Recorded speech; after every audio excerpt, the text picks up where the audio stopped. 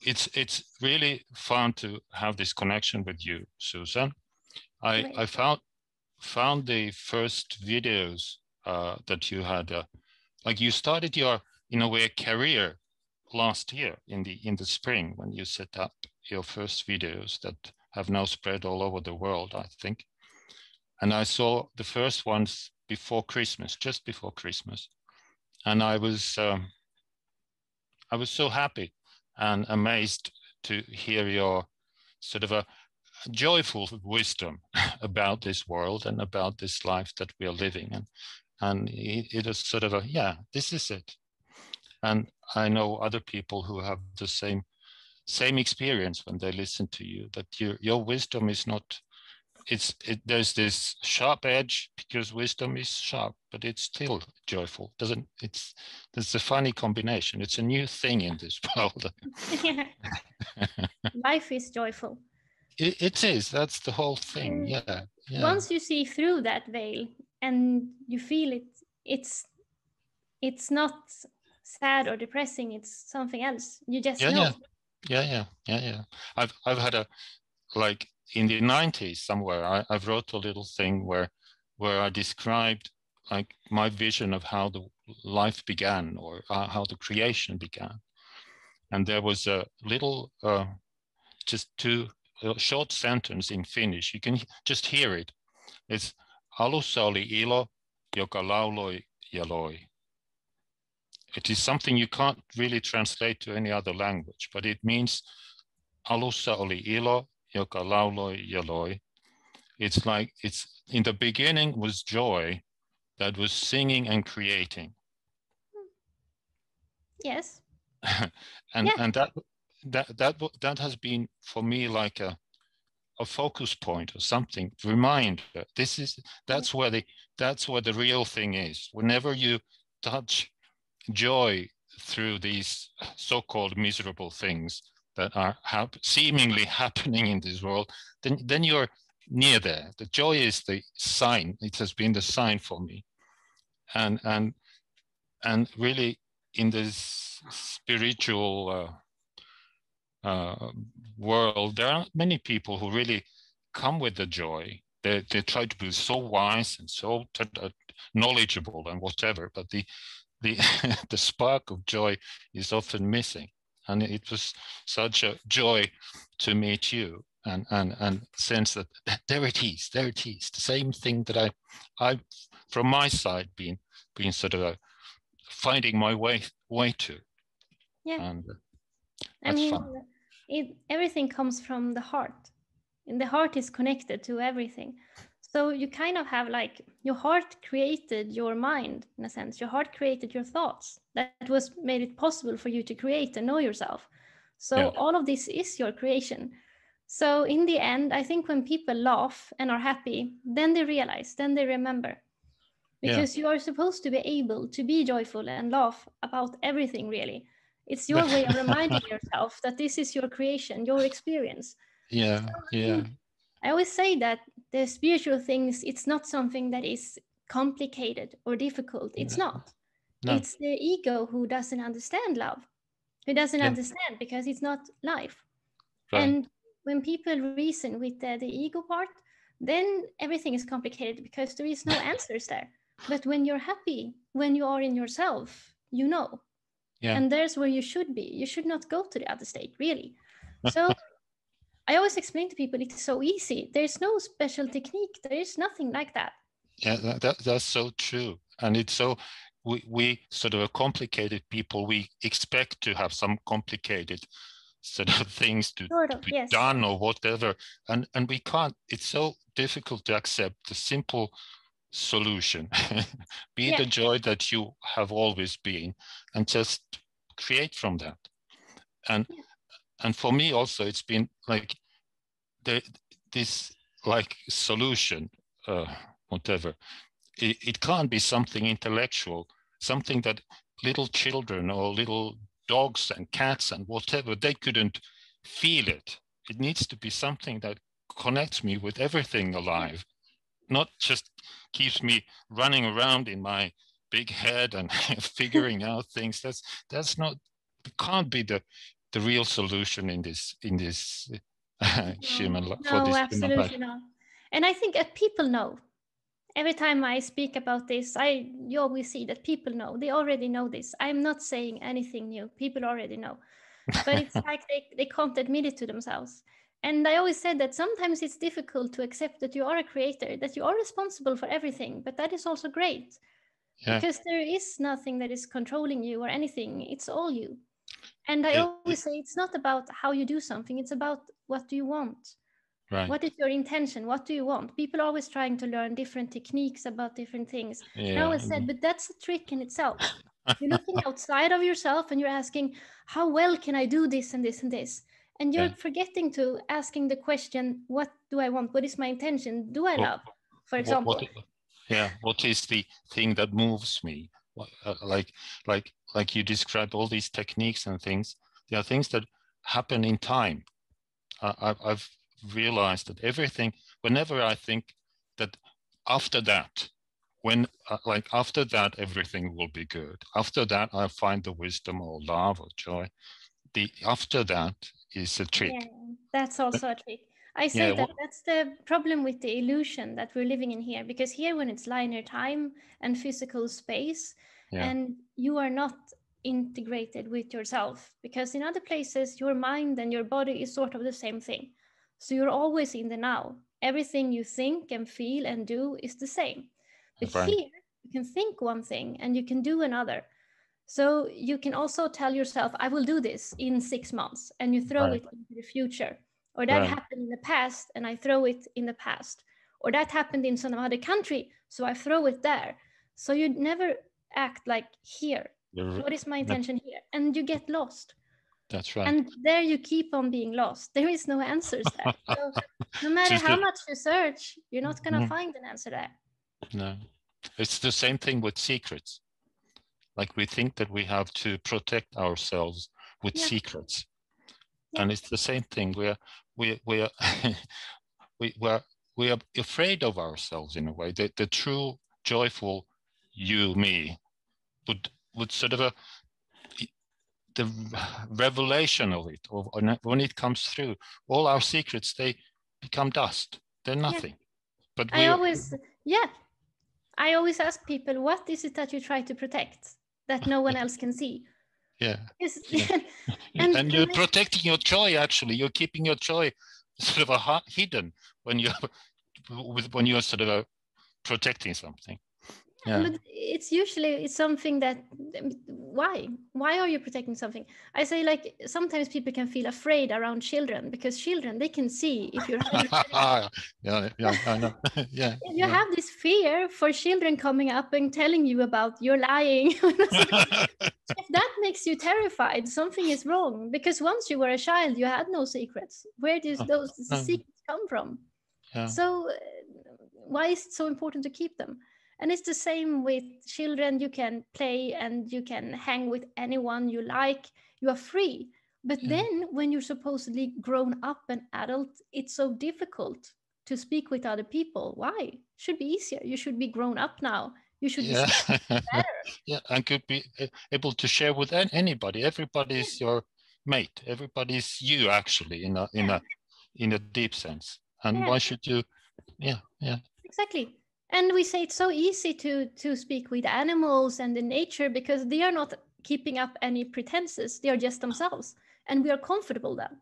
Yeah. So when you're around animals, you can relax, because they are just themselves. So you feel more likely that you can be yourself. But when you talk with other people, you have to pretend. Yeah. It's funny. We're weird people here on this earth.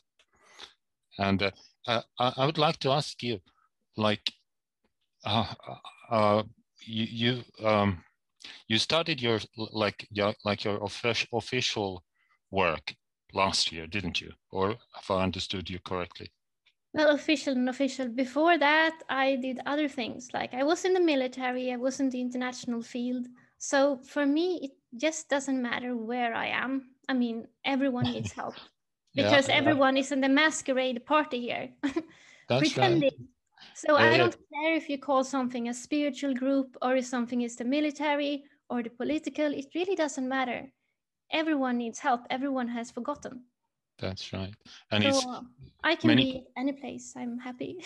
Your life itself, you know, life itself is everywhere. And it's like many people in these spiritual circles, they think that when they're thinking spiritual things, then they are in a way on the right path. But you know, and we know that many people are still playing the same games, whether they played in military or in spiritual circles, the same analytical games and the intellectual games. And it doesn't really matter. Yeah, I understand. Yeah. And people are always trying to protect their different fields. We do this and we do this. And I say, like, the only thing that exists already exists. Like, you can't mess up truth. It will always exist. You don't need it to defend it. You don't need to call it any certain things. You don't really have to protect it in a book. You don't have to do anything. It already is. And when you know yourself, you're connected to it. That's so why do you have to pretend? Like, you really have to pretend, I have this title. I am this. I wear this hat. So I am this.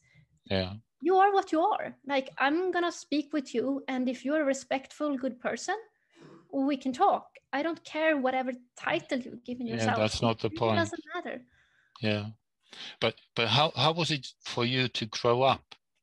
Like, if I understand you correctly, you remembered it all in a way from the very beginning.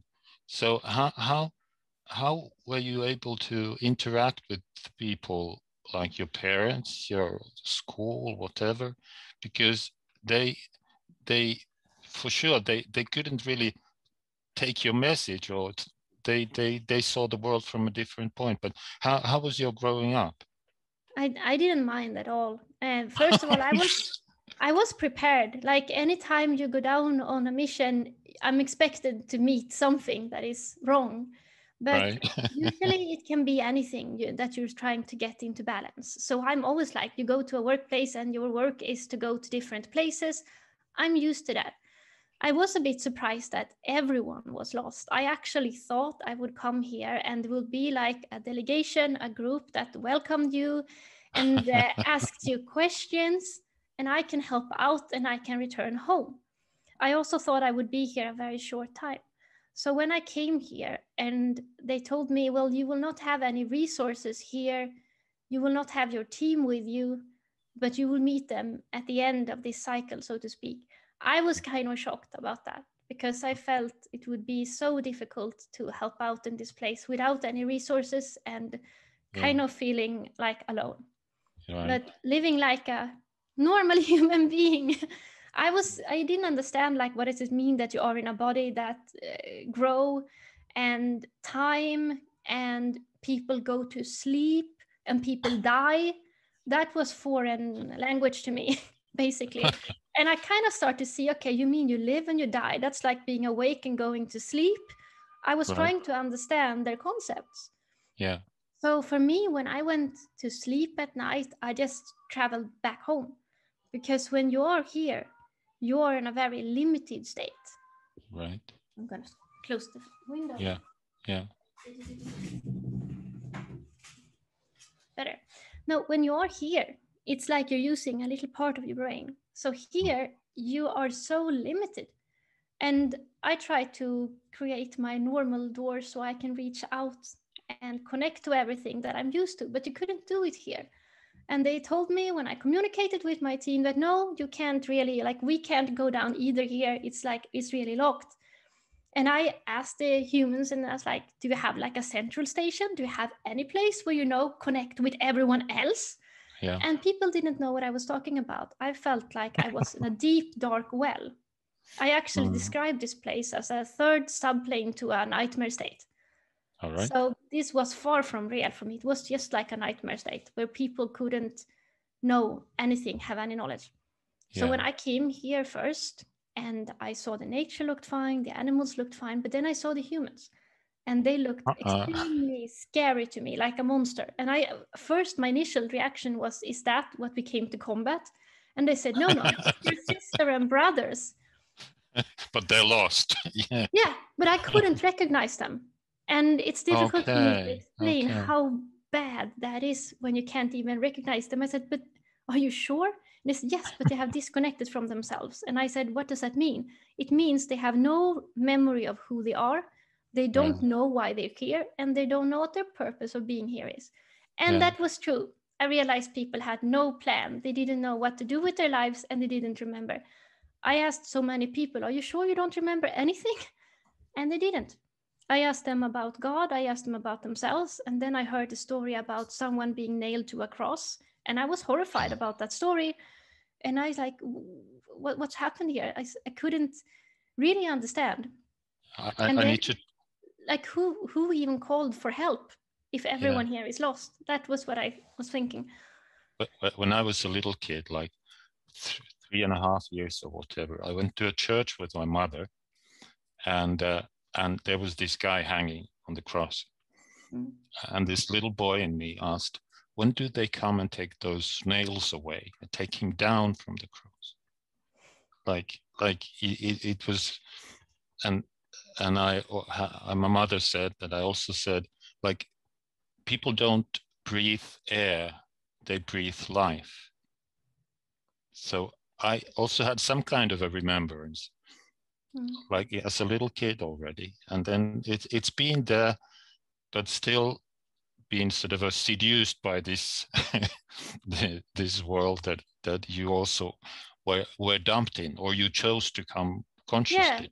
And I didn't mind that people were like, I understood it was bad. I was fine with that. I think the worst part for me was to feel that how everyone thought they were alone. I could really feel their pain. I could feel their lack of love. So I talked with all the kids. I asked them about love, and I always got the same story, that they lacked love. They lacked love from their parents. And I told them, well, have you spoken to your parents about this? But they didn't want to disappoint their parents. And this was the most saddest part, because all children lacked love. Every one of them I looked at had too little love. They didn't feel they were loved. It's so true. It's so true. How did your parents handle you? Or I think it was fine. I mean, when I came here, I tried to talk immediately when I came here. I later realized that they can't hear me before I have a physical voice. Okay. I was like, you haven't heard a word of what I said, right? I was speaking as soon as I came out of the womb. So no, I just told them who they are. I remember my mother from another place. I remember how I came here, and I told her about herself. And I remember my father and what he's done in his previous life. So I just explained that, and I didn't really mind if I were understood or not. My parents loved me, so I guess they didn't mind what I was saying. So I told them some things I will be doing when I grow up here. And I just did my thing. I didn't feel like a child. Like, this is one of the things, like, if you just go down to a place and back to the ship and down to another place, you don't see yourself as a child. So I wasn't a child. It's difficult being treated as one. Like, really, as a soul or spirit, we are not. It can't be referred to this body that we grow into. No, being a child is like being the body, but we are not really the body, and you have a real experience of it, sort of a conscious experience of it. Yeah, it's like jumping into a car and leaving the car again. And when people are afraid of dying and all this, I tell them that the worst part is already done. You have been born here. That's a way more worse experience than leaving this place. So if you landed here, you can be safe. The rest of it is easy. I need to tell you an experience. Just the other day, a friend of mine, there was the mother of her ex died just a couple of days ago, and there was a difficult relationship, or sort of some unfinished issues with these two. And this friend of mine, she said that during the night, somebody came banging on her door, trying to come in, and she felt this being there, so really physically banging the door, because this who died was so lost, having lived a life where you deny the death, you deny your life in a way, and then really couldn't understand what had happened to her. And it's such there's so many of us who die without realizing that life goes on. That life doesn't really care about death, and it's such a mess. this world that we've created. Yeah, it can be rather messy. Sometimes it's just like you don't know what's happening, but you always land on your 2 feet, so to speak. So I mean, a lot of people do this, but this is what I told people. Sometimes you can even haunt your own body, so to speak, when a larger part of you is coming down and the lesser part is supposed to leave, and it's too afraid to leave, to join with everything. Okay. So it stays. So you can haunt yourself, just like you can have like a ghost haunting the house. So it's a part that doesn't understand. It's time to let go. It's time to join something else. So every time when someone is closed in an identity in any way, like the ego is, it is always afraid of change. It doesn't understand that life doesn't have a certain form. Life is everything. You are a creator. Every life form is a creator. So and every time you forget that and you are in a part, you think you are dying and you are holding on to that. But life doesn't work like that. You can't do this when life constantly are moving on. That's right. You are everything. So that's what happens when something is afraid of leaving. You have to let go. And then, of course, it's easier when you are fully conscious. You don't experience that. You're always awake. That's why they say about spirituality, about being awake, living in the now. You never fall asleep. You are never unconscious. You're always conscious. Yeah. I saw a kind of vision last year somewhere. Like I saw this, like the life being a bridge that we build, this regular life from birth to death, and we build our life, a bridge in time, and it always ends in death from our perspective, and we are afraid of death. Thus, the bridge is also very sort of a scary bridge in a way. And we are all alone on our bridge trying to avoid death, and still it comes there in the end. And then I saw that there's nothing there in this building in time, becoming something in time, or trying to avoid something in time. And then I saw that the now, the being conscious, is like it's the eternity opening all the time. In every now, every moment of now, it opens this way. Like if the bridge goes this way, the eternity is here. It's the bosom within which we build our crickety bridges. It's all the time here. We're there all the time, and we are united in this bosom of eternity, because all these bridges are being built there. Yeah. And in a misunderstanding, or and they will all fall, but the eternity that we truly are doesn't really care. No, and we create all of this. It's kind of weird when you think about, imagine if you created something, you were playing with something and created it, and then you would be terrified that this thing wouldn't last or something. That's it. You wouldn't reason like that. No.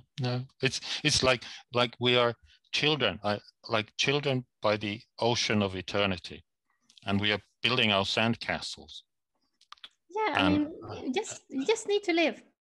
That's simple as that. I can't explain it in any more easier words. We just need to live, and then we understand life. And there is no shortcut to it.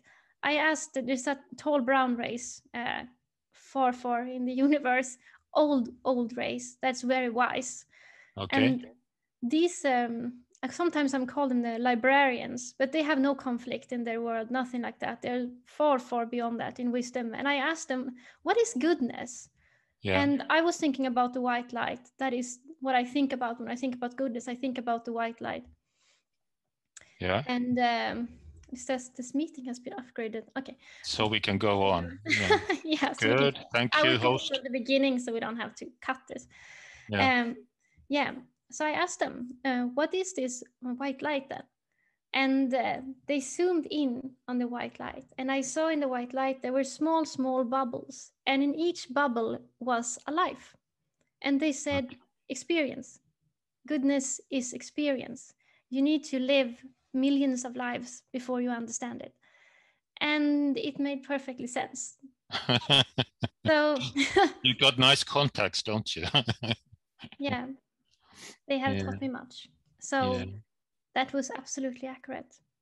Right. You can't read about it in a book. And then sometimes when people say, I'm going to be a good person, I'm going to be a perfect person, and then they try to mimic their picture of a perfect person. I'm never going to be angry. I'm never going to think negative thoughts. Now I'm good and perfect. I'm just going to follow these rules. It doesn't work like that. You have to live. Yeah, we are not robots, even though we try to behave like robots. And that's the, you know, the AI dream of some people here. It's the ultimate robotic being that we sort of we try to find security in being like robots and creating a world that it's run through robots. Like you said, somewhere you described this planet which was run by a robot, and where was something similar had happened that's taking place here. Yeah, it's anti-life. It's satanic, really. It's in the Satanist cult, they have this jargon of saying that they are free. Now they are finally free from God's suppressive laws. Because if you live like a robot, you don't have to have a conscience. You don't have to do things you find difficult and hard and personally difficult, because you can just get free of your emotions and your conscience. So you don't have to deal with that because it's difficult. So they think they find freedom, but what they find is death. There is no life there. And of course, you can't exist without life. So they're not that smart. So not really. Going into the robotic thing always leads to death. So it's just something mechanic that is not life. So it always happens.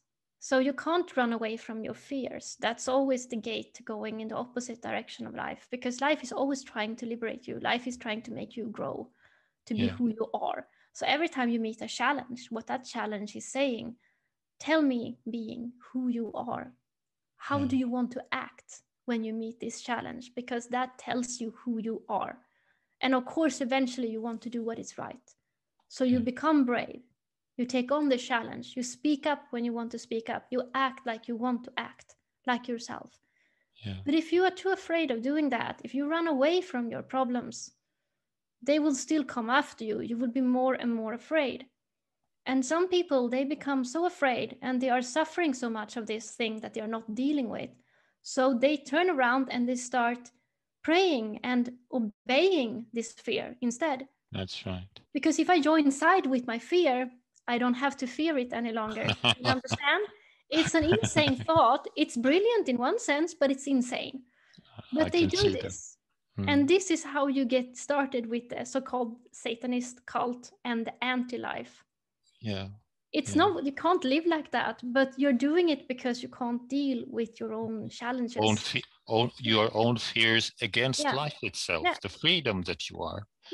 In a way. So if you don't face yourself, if you run away from your challenges, if you run away from your fears, you feel bad about it as well. You feel guilt. So you really want to suppress the guilt. So by saying, no, I now pray to this fear. I now obey the fear. And I've learned that I don't have to deal with my own personal challenges. I can be free. I can be a robot eventually. It's insanity. And it's like you're trying to say, I'm too afraid to live. That's what you're really saying. And that's no way of living. And these are the guys who are running our world right now. Yeah, unfortunately. Trying to make it into their dream of nothingness, or their dream of death. Misery seeks company. Misery seeks company. There is a saying that if you are not happy, you don't want anyone else to be happy. That's right. Yeah, that's the point. Yeah. But nothing can ever do anything towards you unless you invite it, unless you agree with it. Unless I carry, like I saw that if I need to, the only way to freedom in the face of this fearful world is that I face my fears. Yes. Because yes. when I face my fears, there's nothing for those fears of the world to attach in me. I can just look at them and say, but that doesn't apply to me. Yeah. And that's the way to freedom. It must be the only way. Inwards. Yeah, that's true. Yeah. That's true. Because otherwise you're just gonna like starting to follow whatever you are afraid of, so you don't have to be afraid anymore. But if you conquer yourself, you're free. That's the same as realizing yourself as well. Because the only thing that is preventing you from being yourself is these imagined fears. The only thing, yeah, right. So if you can't stand up and be yourself when you face something, you can't be fully realized either. Yeah. So, but this is so important for people to understand, because a lot of people are arguing, well, aren't there bad guys really attacking us? Isn't that what we should be focusing on? And I said, no, that's what they want you to be focusing on, because you are a creator, and the only way to combat you is to make you believe you're not a creator. Yeah. So they can't do anything unless you allow it to happen. That's the truth of it. It is. You can't go out and change things in the outer physical world. That's just the consequence of something you already made up your mind about. Change yourself in here. Be fully awake, and then everything changes. It's in your hands. It is. But if you give away that ability to someone else and say, look, you obey over me, it becomes wrong. And you're trapped. Yeah, and also many so-called good men or women, they're leaders, they try to lead towards the good goals out there. And often the reason for their action is that they are afraid of those bad things in here, the fears that they don't want to face. So they try to create opposite, this swing, you know, bad, good, bad, beautiful, ugly, whatever, back and forth. This material world is built on plus and minus. That's how atoms are made of, plus and minus, and everything is in the same swing in a way. And we can't sort of undo one part of it by trying to be so good, so perfect somewhere else. That's not. Life is living. Some people think this is Star Wars, like it's the good battle between good and evil. It doesn't work like that. No. Because you have the harmonic state up there when everything is like a paradise. It's a harmonic state. Mm-hmm. You don't have this free will of choice, like you have to learn something. It's already harmonic. But if you want to evolve, you have to leave it and jump down into darkness, so to speak, which represents that which you do not yet know. A dark room, something you do not yet know. Right. And when you jump down there, you get the so-called ego. You have the possibility to make choices. Is this good for me, or is this feel bad for me? And you figure it out, and you grow and you develop yourself, and you master another aspect of yourself, and you go to a higher harmonic state. So life is the third principle. It's not the harmonic good state, and it's not the chaotic bad state. It is the third. We are all living beings. Even if a monster comes into the room and we say that's a bad thing, but that monster have a body with cells that are in perfect balance. Within this being. Life upholds this monster. Life gives this monster a chance to live a good life. Yeah. So life is never under threat. No. Life is all of us. Then we move, like you say, in this plus and minus in order to develop. Because if you want to develop, you need to meet resistance. It's almost like saying if you have friction, you create more energy, and by that energy you develop. Yeah. So if everything is standing still in your life, you are not meeting any challenges. If you like something to happen, just see where the closest challenge to you is. Right. And if you take yourself upon that, life moves forward. You said somewhere that you've been in the angelic state, which is, I assume, quite a harmonious state. Yeah, there are many such states. Okay, but still, you were, and the way you described it, you were like in a way tricked to choose between some two options, and then you that was the fall in a way into this choosing state, which maybe reminds, it was not equally nightmarish like the state on the earth, but something similar anyway, that you were a bit disappointed. Why the heck did I get to come here? Yeah. But I understand when that happened, I was in shock. I questioned everything, like, why did God do this to us? And I didn't understand. It was way later that I understood the process of life. Hence, you need to live to understand it. And of course, then they showed me this. You have the genetics in your body, and they live forever. The only thing that ever changes them is when you have a process of creating a child, where you, from your parents, the scissor can like take these genetics, like whatever it wish from the mother, whatever it wish from the father, and then the child comes that is a mix. Yeah. So if you have a perfect genetic structure that's lasted forever, and in that angelic state, that was my forever. It didn't have any end. It could only end if someone cut it. And that's exactly what happened. I didn't understand that process, and I couldn't have known. They couldn't have told me, do you like to make this choice? Do you like this? Would you have chosen it if you knew? Well, I couldn't have a choice in the angelic state. There was just eternity. So I couldn't fathom whatever they meant by being in another state where you have choices, because that would have disrupted the harmonic state. So if you're in a harmony state, you can't imagine another state that is not in harmony, because that would disrupt the state that you were. If I were having a bad thought in this harmonic state, it wouldn't be harmonic anymore. Right. If I would freak out there, I would be something else. It wouldn't be this harmonic state. So it's the same when you jump down here, you don't understand how difficult it's going to be, because you can't fathom it. You can't comprehend it up there. Right. You can't feel bad feelings up there. So I couldn't have known, but the higher part of me knew. The higher part of me said, will be very good for Susann. I didn't have that name there, obviously, but it will be very good for her if this happens. So a part of me thought, this is a great idea, but the lesser part of you, who happens to be in the state where this happens, never comprehends what's going on. Right. Life is always have a plan. So you get that but you don't understand it while it's happening. Right.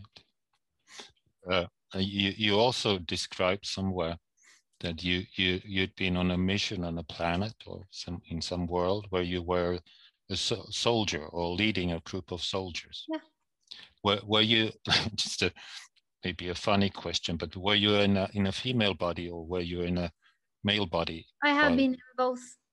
Mostly in male bodies, but I have very much memory of war. So in another place, I remember I was a woman, I was pregnant, and I was in a state where I had to make a difficult choice, because these are the memories you always remember when you learn something or when something happened that is of importance to you. I remember I was in a choice then of staying and directing my troops, because I knew how they would basically be ambushed or how the attack would come and what they should do. I wanted to lead that defense. But they said, no, you are this much pregnant, you need to go and run into safety. And I didn't want to do that, but they really insisted I should. So I remember they really put me on a horse and off with you. And I had a lot of difficult feelings around that. So I have these memories too, but mostly male. Okay. But there is this, I don't know how much you know about this Finnish and Swedish nations and their past and relationship. I guess some, this is, my parents are Finnish. Really? My mother is completely Finnish. My father is from a Swedish village in Finland. Come on. I never comprehended the Finnish language way enough. I mean, whenever I hear the Finnish language, it feels like home, like more than Sweden. Oh, yeah. I don't comprehend it the way I should. All right. So, was it your father who was like a Finnish Swede? Yeah. Yeah. From which village was he? It's called Karleby. Karleby. Kokkola, Karleby. Yes, I know. Wow. And your mother was like a Finn who had moved to Sweden. Yeah, I think they met on the boat between Finland and Sweden or something like that. Oh, yeah. But they moved to Sweden, so hence I was born in Sweden. I understand. But when I came here, I asked to be placed in the most difficult place. So I am letting that be whatever it's meant by that, but I was born in Sweden. You see, in my eyes, Sweden is like if you compare these two nations, just their sort of basic being, Sweden is like a female kind of softer kind of world than Finns. It's a harsher, more masculine, more sort of individual, and Sweden is more sort of a social. We take care and da. At least in the outer, it's like I've done I was born a Finnish-speaking Finn, but then I've done a 20-year odyssey in a way in the Swedish-speaking Finland. First on the mainland, and then 15 years on the Åland Islands, where the boats pass. So I needed to my journey has been in a way to accept the feminine in myself and to integrate them. Like you so beautifully somewhere described this, the twin flame.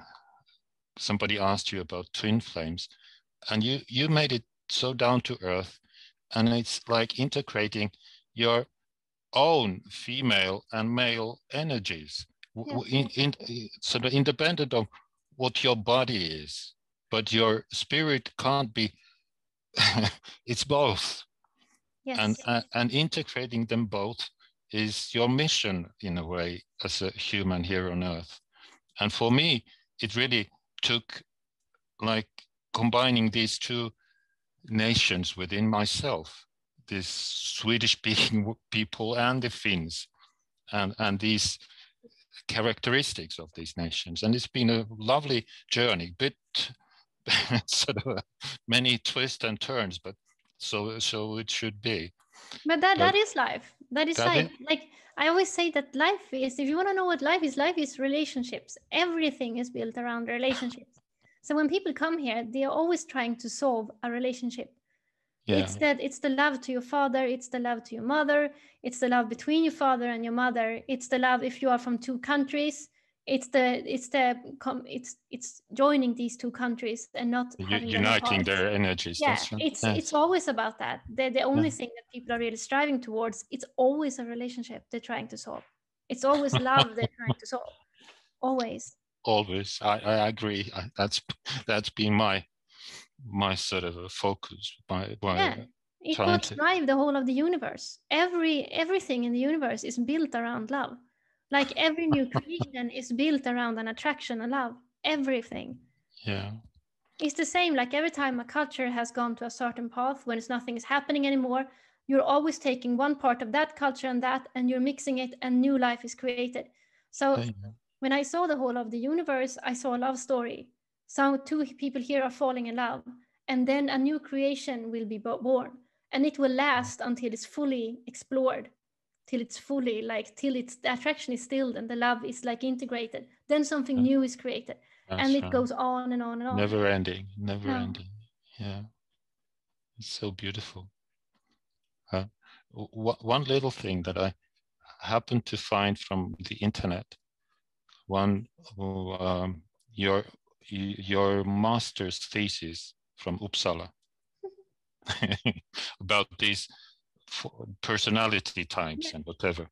Yeah, it was so technical in a way, but I glanced through it and I could understand it. Yeah, you were there, but you were trying to play the scientific game and try to get things through that world in a way. Or I can play any cards, I was going to say. I mean, it doesn't matter wherever I'm dropped down. Yeah, I learn it fast. I think I've studied, I was going to say most subjects, but I've studied very many subjects on Earth. Okay. So whenever I encounter something new, it's like if you can play like some instruments, like if you can play 3 instruments, it's easier to learn the 4th. Yeah, and yeah, it's easier it adds up easier. Yeah, yeah. It's the same with science. I can see the pattern behind any scientific subject, and I can just put it on another new subject. And then I just study the words that are used to comprehend a certain subject, and I comprehend it. So I have a lot of background in many things. So many people are confused about me, completely confused. Okay, you're too much.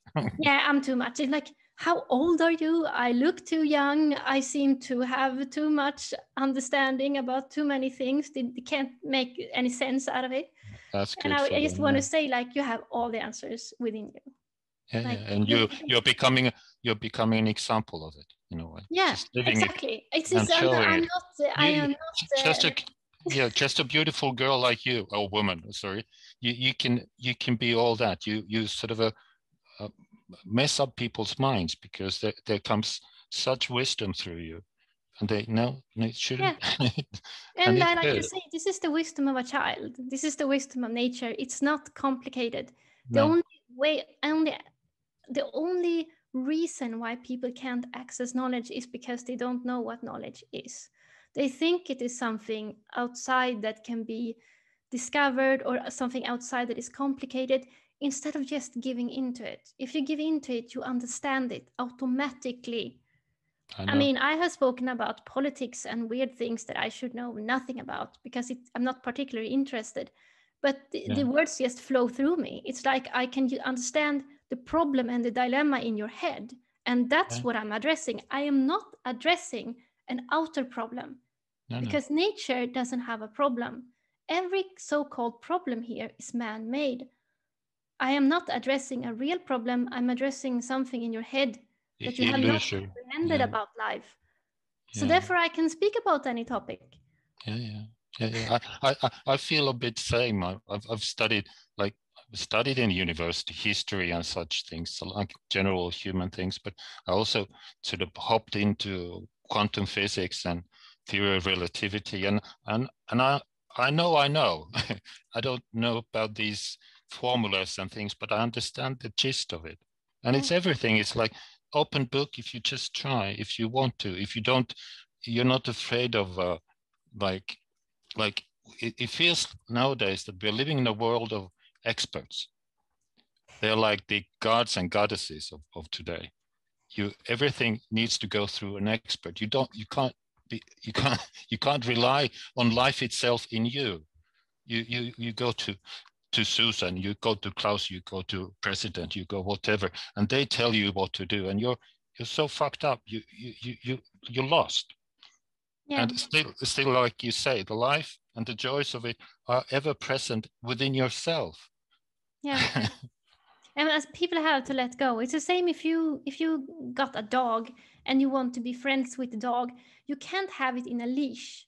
So when people try to control the dog, they can continue doing this for the rest of their lives, and they will never comprehend it. They will never get closer to the dog. But if you unleash it and you let it run free, it will become friends with you, and you will comprehend everything. Because you will be in a relationship. And it's not difficult anymore. It's about living. It's about a relationship. The same with knowledge. So if you go to an expert, that's kind of the same thing. You're never going to find anything. No. Or when some people go to a book and I say, look, I don't know how to tell you this. It's a human who has written that book. Yeah. Like, why don't you ask yourself? And you can't find happiness in a book either.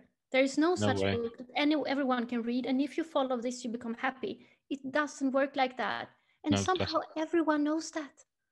And still they try. It has to be outside of me. It has to be. No. Yeah. Even the old saying, know thyself. Where do you think it comes from?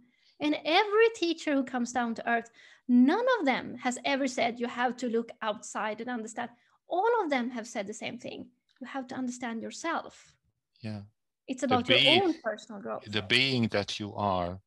And when you understand that, you understand everybody else, because they are the same being in different disguise. And, yes, it's just life. It's just life. It's just sisters and brothers. There is no hierarchy. There is no one who is worth more than you. You are all worthy. Yeah. You're all the same. You're all universal. Everyone. But Yeah. humans, they want to be below someone. They want to raise someone else because they feel bad about themselves. That's right. If they felt great about themselves, they would not keep hierarchies. No, they wouldn't. Yeah, I've sort of many times that's the only way to be, to level. I don't want to be higher up or lower. No, we are level. We are level on. Yeah, that's so true. Because no one wants that. People suffer when there is poverty in the world because they can't stand that there is a difference between people. They don't want it to be a divide. People are suffering with this. So if you have celebrities, beautiful looking celebrities with all the money, and you hear these stories, they take drugs, they drink, and they want to commit suicide. Why are they so miserable? Because they can't stand being put in some kind of weird elevated position, because it's not normal. Unless you are narcissistic or something is very wrong, and you need this like elevated state, you are not happy like that. No, not happy at all. Nobody is. And still they are the people that we tend to look up. And most of the people, we look up to those, and we dream of being rich like them, but there's nothing there. There never was anything there. It's actually a selfish thought. Because I often talk about when you act from the ego doesn't know love. The ego has to have love from outside. So you think that you're constantly poor and you need to go find happiness. You need to go find love. Someone has to give it to you. That's a selfish idea because you are a creator. Why are you not giving love? Yeah. Why are you not creating happiness? Why do you expect someone else to give it to you? Why are you not love? You can be happy exactly where you are. You can love exactly where you are. So I always make this comparison with different pictures. Here you see like a happy person with another happy person. They are happy because both people choose to be happy. They are looking at something great in the other, and the other person is seeing something great in them. And we are sharing it. We are sort of then you can be happy. But if you go to another person and you see something shallow in them, you refuse to see anything else than their title or their clothes, you're not going to be happy. You're not seeing another human being. You're seeing clothes or something. Yeah, it's like a masquerade. It's a masquerade. And you can't have feelings unless you give feelings. If you choose to see shallow, you're only going to experience shallow feelings. But if you choose to look deeply, you're going to feel deeply. Have you ever reached out to a stranger and you just make your time and you bond with this person on a deep level because you want to get to know them? How enriched you feel. Yeah. But people, they choose a way to do these things. And I often also say, what's the difference between friends in your life and all other human beings? And I say, well, I don't know. Friends are people that you, for some reason, took the time to get to know. And the rest are those who you don't know yet. Yeah. Friends are people that you know more about than the rest. That's friends. Yeah. That's how friends are created. Right. It's so simple. It is simple. It's so simple. But it's difficult if we don't want to do it. Yeah. It's everything starts from my will. Where do I sort of focus my divine creative will, which is the same in every one of us? What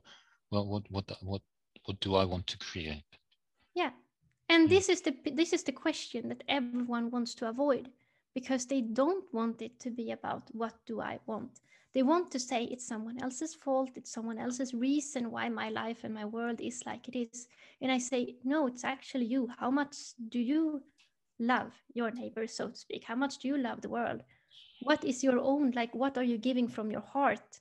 That's the only question. What is your intention? Whenever you do something, why do you do it? Is it because you want something, or is it because you want to give something? How do you view life? What is your view of life? It's your intention. That's where you are. Yeah, it's the only place where you are. And like if and when we all want to have love, and the best way to have love is to give it. Yeah. Because then you create it. Then you are the master of it. You're not the slave of somebody else to give it to you, but you give love, and that's then you get to feel the love. Love is a feeling, it's a connection, it's what you are. And then you don't want to divide the world to friends and bad guys and good guys. They are all part of you. Yeah, I mean, if you are newly in love, you don't think about bad stuff, do you? No. When some people think about, yeah, but I don't want to go around giving love, I also want people to give love to me. That's not what I mean when I say give love. For me, it is a seeing. It's what do you see in another person? Because if you meet someone that you fall in love with, it's not that that person is giving you love. It's you opening up to love. Right. And when you open up to that love, you're also seeing love in the other person. You love the other person. That's what makes it possible for you to feel this love. It would be impossible for you to not feel anything for the other person and that person just feeling for you. Okay? What if someone is in love with you and you don't care about them? You're not feeling happy feelings, right? It would be kind of the same. Yeah. So whenever you feel absolutely happy, it's not because someone has given you love. It's because you opened up to love. Right. You loved back. So it always starts with that. You can't avoid it. So if you're completely alone and you're waiting for someone to love you, if you just go out and appreciate everyone, I guarantee you that all the love you ever wished for will come into your life because you are open for it. That's true. But if you are closed like this and say, I'm going to wait for love, nothing's ever going to happen. No. You will never find it. But if you start exactly where you are to love, everything will come to your life. Just try it. Yeah, I know. I hear you. I hear you. One thing I would like to talk with you still is like you were describing in your long lecture in this end of January, you were describing these 3 years, 2020, 21, 22, and seeing that there really is a great sort of an end of a cycle coming. Yeah. Where those of us who are still dependent on the outer love or outer hate or whatever out there, they will be given in a way their own world, their own reality, and to continue with that. And those of us who have already found the love and found the light within themselves, there's a divide in a way. Yeah, there's a divide. Basically, you can explain it like this. Like everyone who is feeling now a kind of pressure around them. If you have the feeling like I can't go on a vacation or I can't relax, I'm just feeling this pressure of what's happening in the world around me. It's like a fear and a pressure around me, like now I don't feel free. That means that you have some sorting out to do at the end of the cycle because you are parting yourself. So what is you is parting with what is not you. Right. So it's like a parting process. So the dark goes to the dark and light goes to light. Light meaning what is you, what is really you. While the dark is what is not you, the ego structures and such that has to be left on the other side. So you are going through this process and it will accelerate and go faster and faster until the very end of the cycle. And that terminates everything here at the same time. So when I came to Earth, that was part of why I chose this mission, because it would be a great transition. It's like a popcorn event from up there. So I wanted to be here. I was like, oh my God, they're going to be so surprised. So it's a great thing. It's like a science fiction thing to go through, but it will be a huge transition. And they said it would be around these years. I actually thought it would be finished last year, because when I came here, I was given a map with some kind of estimation. And I estimated it to be last year. So it's apparently taking some few more years than I thought, but it will happen now, because when 2020 started, they said this is the last footstep in the process. Yeah. So this year, everyone will have almost like a full stop on their normal focus with life, and they will start focusing on themselves. And 2020 was a sort of retreat year. So everyone got the time to look into themselves and focus about themselves. So this is how the process is really going towards its end. So some people now will go through this process, and those people who are not fully aware yet, who are asleep, they will, when this process is over, go to another place and they will continue the cycle there because they still have to wake up a bit so they can make a conscious choice. You have to be able to make a conscious choice about yourself in order to do this transition. Yeah. So 2021, this year, everyone will sort of be more tested because you have to step out of the wardrobe. You have to show your true colors. So this is a year when you can't stay neutral. Some people say, I'm just gonna... In the middle. I'm just gonna wait this out and everything will go back to normal. No. Yeah. It will not go back to normal. It will not. So this is partly a positive way because some people, they still think that the outer world is very real, but now it seems so unreal, so dystopic, unreal, like a bad movie. Bad so dream, people are waking up from it. Yeah, it's a good blanket in a way. The blanket of fear has become so dense. Yeah, people it's really like that. Yeah. The outside will be completely dark. So when I came here, I thought it was dark, and they said, "You haven't seen dark yet." You will see. They said, like, in the last 3 years of the process, it will go completely dark. So, and then there will be completely light on the inside. But you can't see the light being released yet because it's supposed to be a test. So if the light was already being shown and being demonstrated on the outside, we would all run there and take comfort in it. But this is your personal in the outside test. Again, we need to find it inside. That's true. You have to be 100% sure about who you are and what life is really about, no matter what is happening on the outside. And if you fall into fear, then you will fall asleep too. So this is the year where you have to stand up for yourself, and you will be tested. There will be choices where you can't stay in the middle, where you have to show your true colors. And this divide is fully dependent on what I choose. In a way, I choose whether I go with the outer fear, whether I go with the inner light. Yeah. And there's no, in a way, there's no mass awakening, but there's this awakening that everybody... It's happening on the inside, but it is a global thing. It's a global crisis, a global initiation. But we can't see the result of it until we individually have fully woken up. That's right. So it will go very fast because the process will end for everyone at the same time. So everyone will be asked questions that enables them to choose who they are. Because 2022, it will be a big rise in communities. So you will, in the end, have communities in every city, in every country, all over the world. So everyone who's waking up can choose to join these communities. So there will be a lot of synchronicity going on 2022. So people will find each other. So everyone who's waking up will sort of just find each other. It's gonna be in Finland also, I guess. It's happening here in Sweden. People are just waking up and finding themselves. Synchronicities. People are gathering in groups. This many people in my own home city. That's great. So people are finding each other, and this will go very rapid in 2022.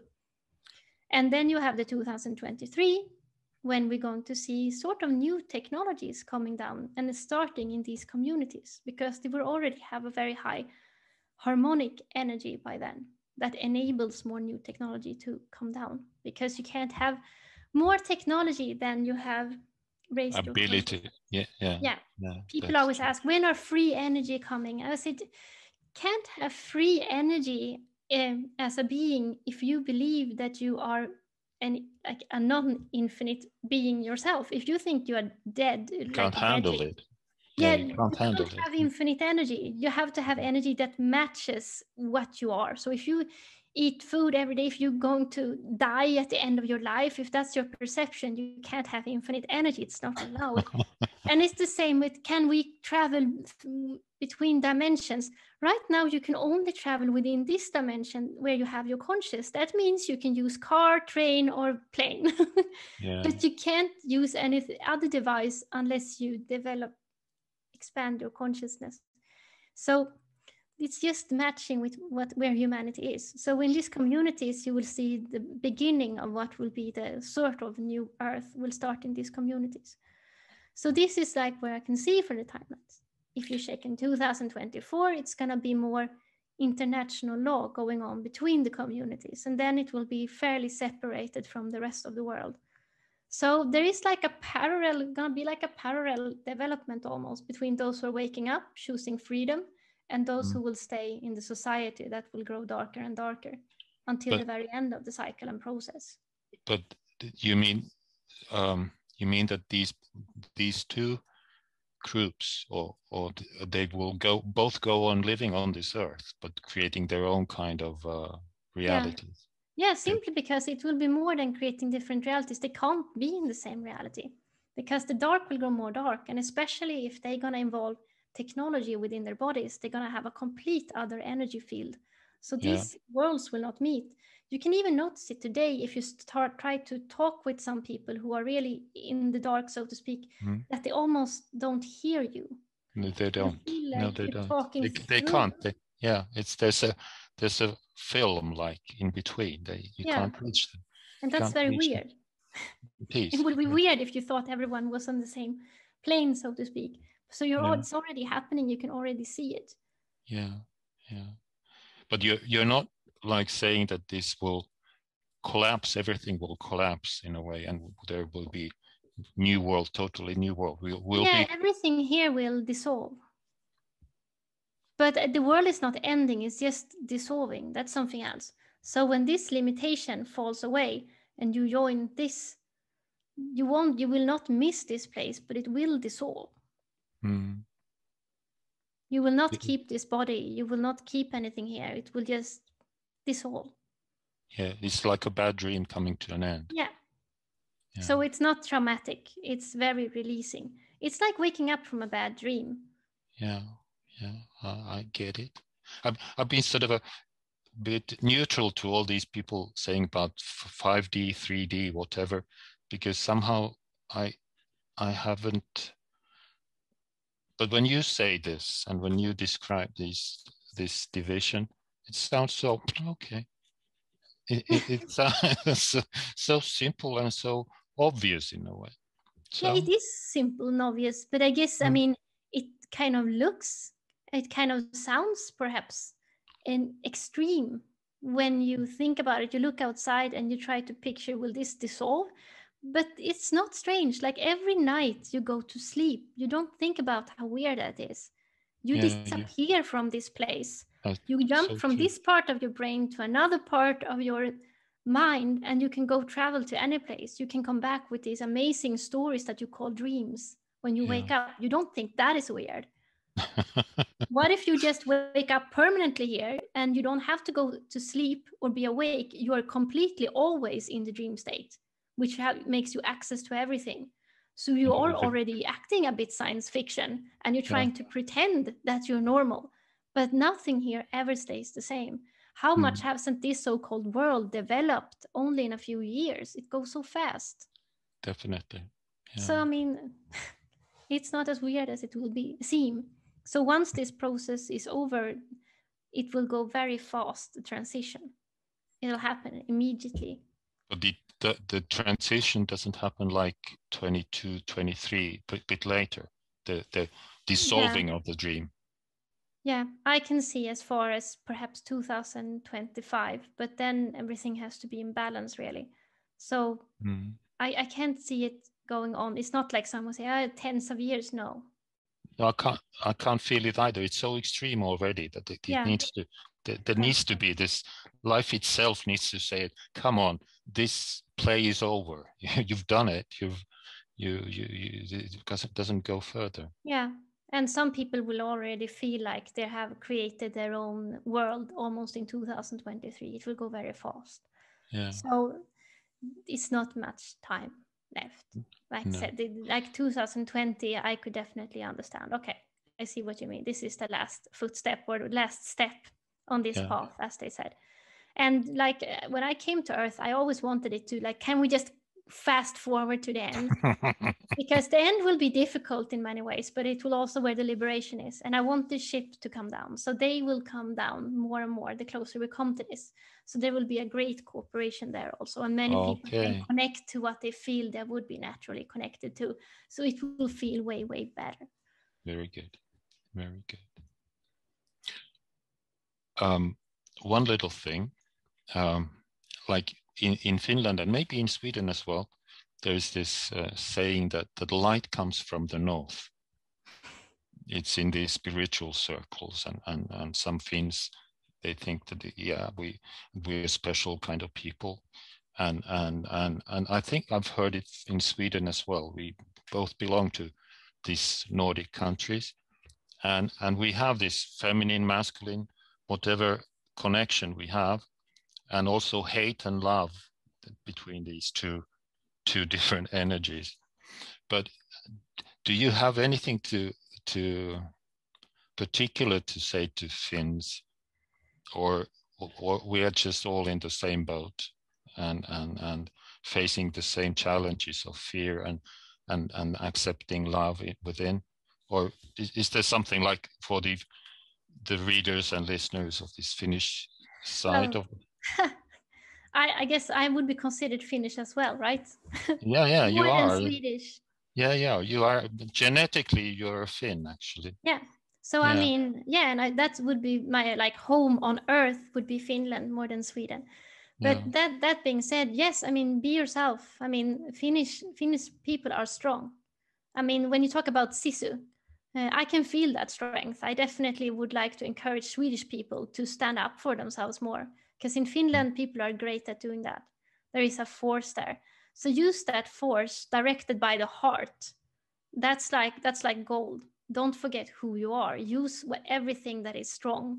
So you can take nourishment from your country, from your nature, from your folklore. You can use that heart and that strength from nature, because there's so much love there, so much good relationship to the nature. Use that as strength, especially now when it seems so dark on the outside. Don't look at that dark. Be here, be yourself again, and act as yourself. That's what I would say.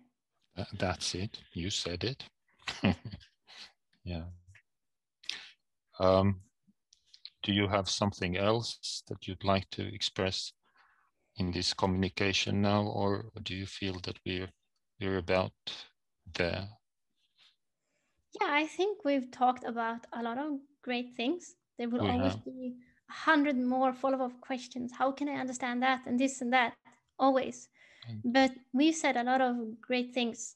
I think we touched on many core questions. I think so too. I feel it was a good conversation. I really enjoyed it as well. So thank you, Susann. And whenever you come to Finland, it would be fun to meet and sort of explore this country together with you, maybe. It would be great to coming there. I hope there will be some ways to travel easily. Yeah. Okay. We'll find those ways. Yeah. All right.